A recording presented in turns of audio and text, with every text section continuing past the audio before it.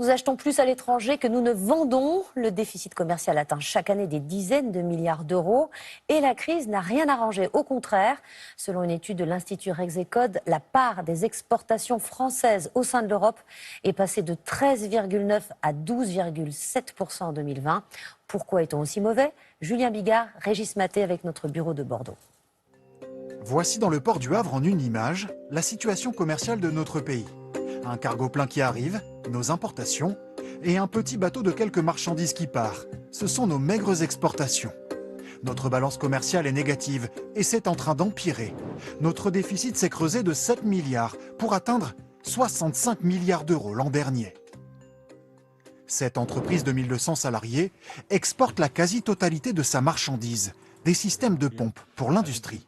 Depuis le Covid, ses commandes à l'étranger ont chuté de 13%. Car les clients, notamment asiatiques, se méfient des entreprises françaises. Ils ont l'impression souvent qu'ils ont géré la crise sanitaire bien mieux que nous et que nous, Européens, on risque de ne pas avoir la capacité tout simplement d'assurer une continuité du service. Et donc il faut à tout instant rassurer le client, redoubler d'attention pour finalement compenser ce lien qui s'est distendu. Il n'est pas le seul à connaître des difficultés à exporter.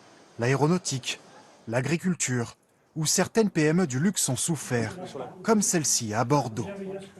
Donc tu fais ça sur les quatre côtés, tranquille, tu fais gaffe à tes débords. Elle exportait 10% de ses produits au Japon, comme ce sac. Du jour au lendemain, plus rien, sans explication.